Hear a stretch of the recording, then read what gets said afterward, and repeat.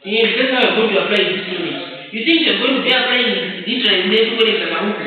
Either.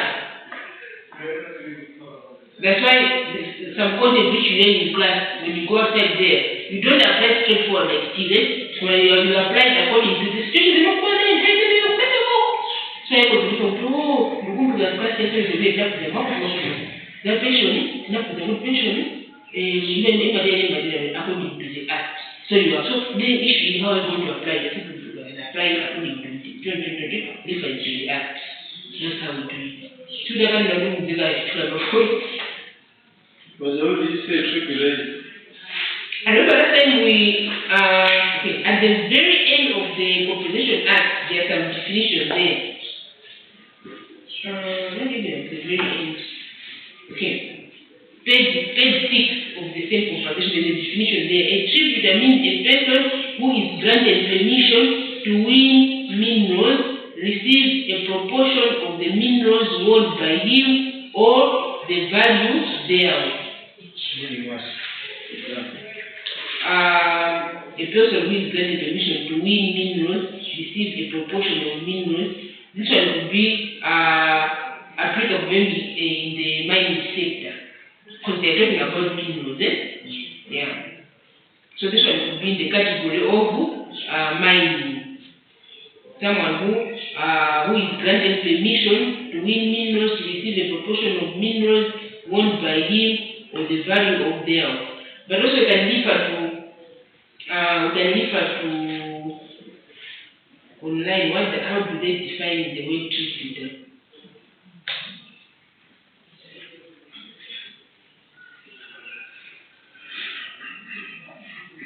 So even here, a miner who is paid a certain portion of the ore or its value. Generally, I say put it in the mining sector. Yeah. So that's why you find this term called worker. It's a very broad term. It includes people from different working professions. That means this one just shows you even those in the mining sector they are not left behind. Even this composition as it is applicable in all sectors of profession. So when you go in the mining sector, that means the tributor is not part of the worker in that particular context. So that's what they mean. That's why we have to be very conversant. What is the definition? Who is the worker according to the Act? How does the Act define a worker? So these things we already looked at last week when we were looking at the introductory part of the Compensation Act. We looked at different terms. Just a reminder of the terms. Now let's go to the work which we were assigned to do at home. The eligibility for compensation in case of injury other than the contraction of a scheduled disease. So this is on page 7 of the Act. Page 7 of 41. So, at the very far end, they say employer's liability for death or compensation incapacity due to injury other than a scheduled disease. So, in the case, mainly we're talking about in case whereby maybe a worker. You know, I've looked at a worker and who is not a worker. Now, imagine you are the HR at a company, then your colleagues.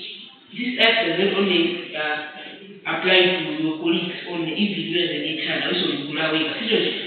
So the moment you're applying this act, you should also be very aware that the same act also will apply to yourself. You are not above the act. Despite that you are the HR of that particular company, whom you are not above the act, just as it is in the present, you are not above the law.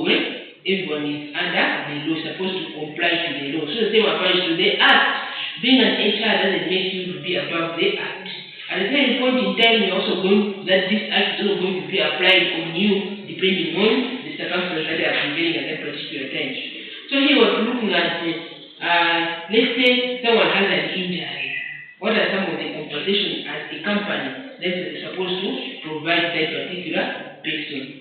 First, before we go further, what is compensation? What comes into your mind when you hear the word compensation? What comes into your mind? When you hear the word compensation, what comes up in your mind?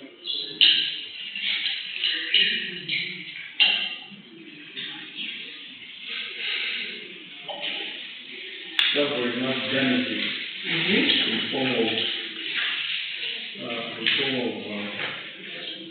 finances. Cover that from damages. What else? That means the person is being compensated. What else?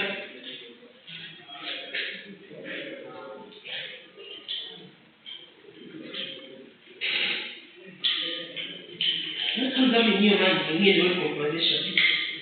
Pardon me?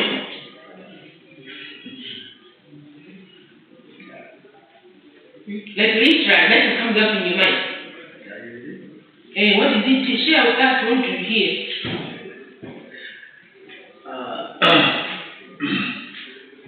To take care of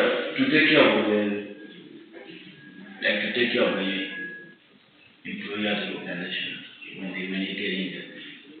Take care of the employee of the employee of the organization when the person gets what? Injured. Yeah. So we are looking at what happens or what are some of the things that need to be done in case someone has been. So first of all, we are looking at injury. Remember, the kind of said is the first category we are rid of the employer in case of injury. Then the second one was in case of a scheduled disease. But first of all, let's look at injury. So according to the Act, it says if an injury other than the contraction of a scheduled disease arises out of and in the course of his employment is caused to a worker, his employer shall, subject to this Act, be liable to pay compensation in accordance with this Act. So they say, the first one, they say, if that injury has occurred, and if a worker has incurred an injury in the course of his employment, this Act shall be applied in accordance. So, mark the word in the course of his employment. Anything outside his employment, the employer is not liable for compensation. But only in the course of his employment, that person or the employer will be the employer will be liable for compensation. So, the company or organization give out to the field. So, the laws that says that they have given you that when you reach 5 o'clock you have to stop tools down. So, but the fact of but you just mean like to scrub the pot. They tell them to allow more so they get in that, and then they just have a bunch of action. That's what we want to look at. What does the Act say? That's what we want to look at. What does the Act say in the case of that particular condition? What does it say? That's what we want to look at right now. So here it says in the course of employment. Any injury that happens in the course of employment, the Act shall be applied to. Number 2, an employer shall not be liable to pay compensation under contraction of the following. So, in the course of employment, this Act shall be applied. But anything, we are going to look at these points. There are three. The Act has given us 3 situations in which, in case an injury occurs, the employer is not going to be liable. What are some of the situations in which the employer will not compensate? Number 1, it says, in respect of an injury which incapacitates the worker for a period of less than 7 days from earning full wages or salary at the rate at which he was employed. In respect, an employer shall not be liable to pay compensation under contraction of this Act in respect to any injury which incapacitates the worker for a period of less than 7 days from earning full wages or salary at the work at which he is employed. 2. In respect of any incapacity or death resulting from deliberate self-injury. So, in the case of deliberate self-injury, the company is not going to be liable for compensation. I believe there are some cases whereby an employer they injure themselves deliberately. In such cases, the employer is not going to compensate you. There are circumstances whereby some employers may take advantage of the situation. So in the case of any injury, the company has to investigate was it done deliberately or indeed it was done in the course of working. So if they found out it was deliberate, the company is not going to compensate you. Those are some of the situations. So that's number 2. Number 3, it says if it is proved that the injury of the worker is attributed to the serious and willful misconduct of the worker, or if the worker at any time represented in writing to the employer that was not suffering or had not previously suffered. So there are 2 circumstances. One, they're saying that's point number C. If there's a misconduct, there's an injury, the compensation, the employer is not liable for compensation. Commercial, there are some, especially international organizations, when they are just, or maybe they are trying to recruit you, or you're going through the recruitment process, you're given a form of package fees. If you've ever tried to apply for international organizations, in all organizations, it's very rare. But international organizations, they are very strict. They give you a form. Do you suffer from this disease? Do you have any disability? No, I don't have any disability. Don't take those things lightly. When you apply for those, you're not going to use that thing. Also, when you're coming to win, that thing, that document, I'm assuming. Consider in the case of whereby during the recruitment process you said you are not disabled, then you said you don't suffer from a certain disease kind of then in the course of the work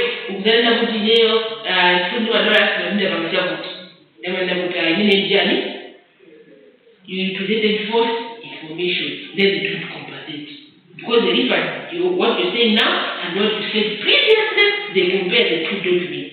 If they are not in agreement, that means the company or the employer is not going to be liable for that particular compensation because you provided false information. Are we together there? So in the case where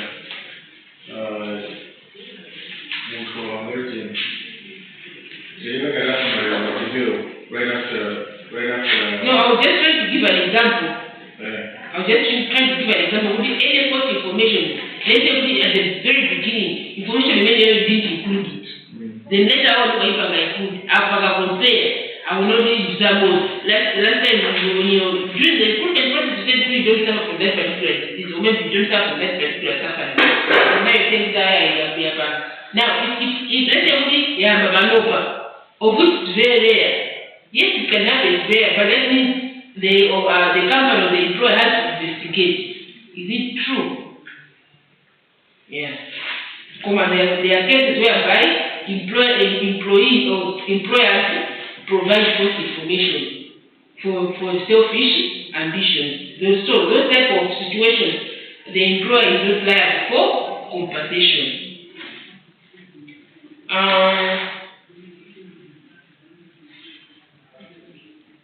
Then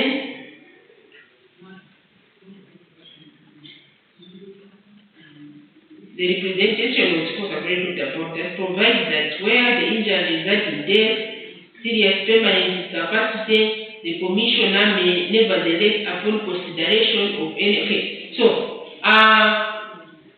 there's an exception where death has occurred. So that the commissioner may nevertheless, upon consideration to all the circumstances, award you compensation. So that means, if maybe that's the case, as you just said, let's say when these are just developed inside the case, that means the commissioner has to sit down, carry out investigation, and see if it's worth putting any consideration, or maybe let's say when they give it data to pass. The commissioner also has the power to sit down and investigate into the situation, and if there's any consideration which might be provided, they are able to provide that compensation depending on the consideration that they have seen, or depending on how the situation they have analyzed it. So that's what they are saying. Number 3, it says, for the purpose of this act, an injury incurred by a worker in the course of his employment shall be deemed, unless the contrary is proved also to have risen out of that employment. This is now the same category in which one can be or is going to be compensated when in the course of employment it has been approved. The injury has occurred in the course of employment.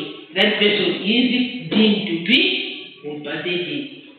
Number 4, for the purpose of this act, an injury occurred by a worker while he is acting for the purpose and in the connection with the employer's business. Okay. Now, there are some situations where you've just been given power to act a certain position. So in the course of you acting for that particular position, then you incur an injury. The employer is liable to provide compensation.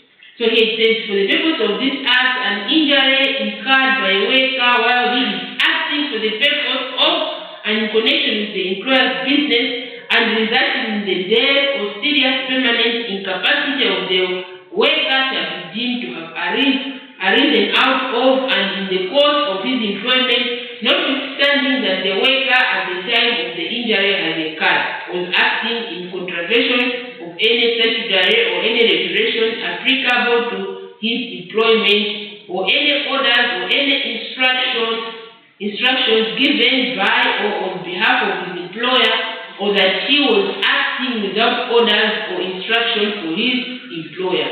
So if you have been given a position to act, then you happen to incur an injury, you are deemed to be compensated. But if you are not given orders, you are just acting on your own, how do they compensate you?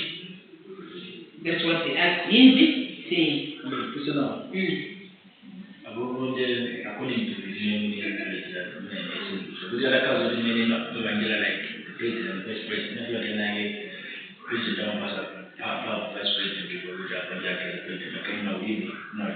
other cause of the family, the personal president. You are not actually president. That's what they have to say. If you have been given power to act, that means in that period, someone is out for 5 days. In that particular 5 days, anything has happened. That means they have to compensate in that category because during that time you were acting at that particular person. That's what the act is saying.